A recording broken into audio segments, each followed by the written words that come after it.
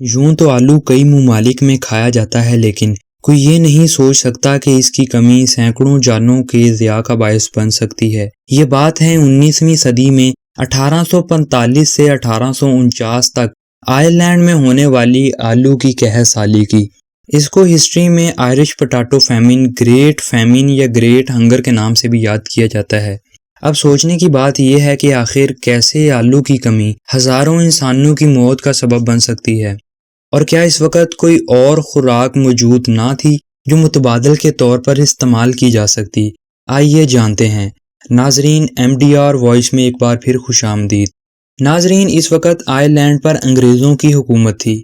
وہ اسے لندن سے کنٹرول کیا کرتے تھے، اور سب سے پہلے انگریز لارڈ آنر نے یہاں آلو کو پہلی دفعہ کاشت کیا۔ پہلے تو اسے مخصوص علاقوں میں اگایا جاتا تھا، لیکن 17ویں صدی میں اسے متبادل سبزی کے طور پر اگایا جانے لگا۔ اب آئرلینڈ کے لوگ اس سے اچھی طرح واقف ہو گئے، اور اب ادھر آلو کو کثیر مقدار میں اگایا اور کھایا جانے لگا۔ 1760 سے 1815 تک آئرلینڈ اور دیگر ممالک نیپولین جنگ کی لپیٹ میں رہے۔ اس جنگ کے دوران فصلوں کو بہت زیادہ نقصان پہنچا، اور نظام کاشتکاری درہم برہم ہو کے رہ گیا۔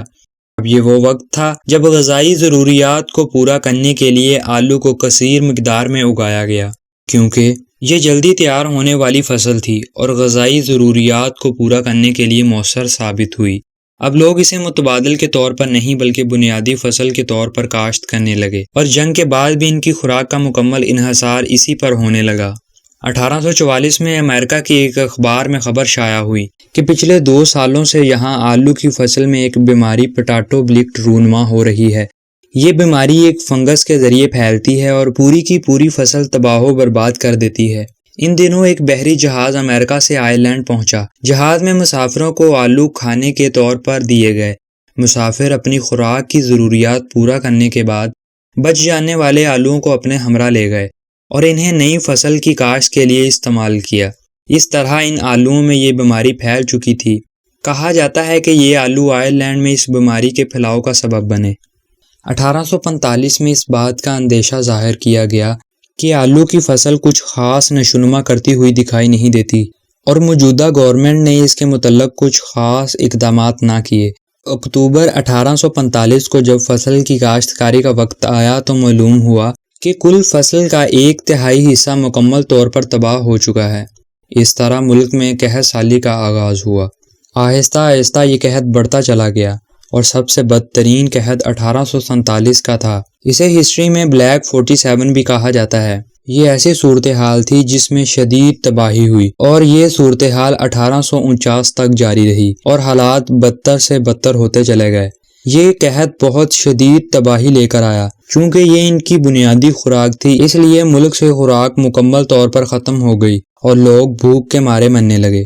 اس قحط کی وجہ سے تقریباً 1 لاکھ سے زائد لوگ بھوک کے مارے لقمہ اجل ہوئے۔ تقریباً 2.5 لاکھ سے زائد لوگ ہجرت کر گئے۔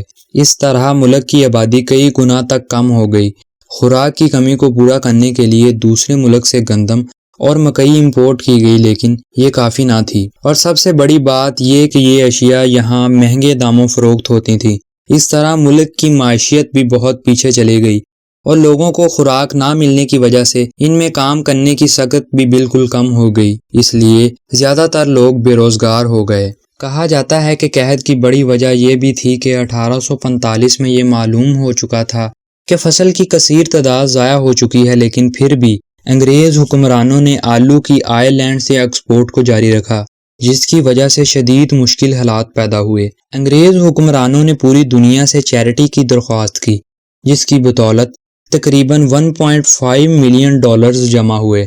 اس رقم سے خوراک لے کر آئرلینڈ بھیجی گئی، لیکن کئی آرٹیکل میں یہ بھی لکھا جاتا ہے کہ انگریز حکمرانوں نے یہ سب اپنے مفاد کے لیے کیا۔ انہوں نے دنیا کو دکھایا کہ یہ آئرلینڈ کے لوگوں کی مدد کر رہے ہیں، لیکن اصل میں انہوں نے اپنے مفاد کے لیے کام کیا۔ ایسی پالیسیاں بنائیں جس سے آئرلینڈ کے لوگوں سے زیادہ ان کے اپنے لوگوں کو فائدہ ہوا۔ اس قحط نے آئرلینڈ کو معاشی، معاشرتی اور مالی لحاظ سے کمزور کر دیا۔ اسے آئرلینڈ کی سب سے بڑی تباہی سمجھا جاتا ہے۔ ہر سال مئی کے پہلے اتوار کو اس قحط کی یاد میں منایا جاتا ہے اور اس میں ہونے والے جانی مالی نقصان کو دوبارہ یاد کر کے غم کا اظہار کیا جاتا ہے۔ اور اگر ابھی تک آپ نے سبسکرائب نہیں کیا تو سبسکرائب کر دیں اور بیل آئیکن کو پریس کر دیں تاکہ ایسی انفارمیٹیو ویڈیوز آپ تک پہنچتی رہیں۔ اللہ حافظ۔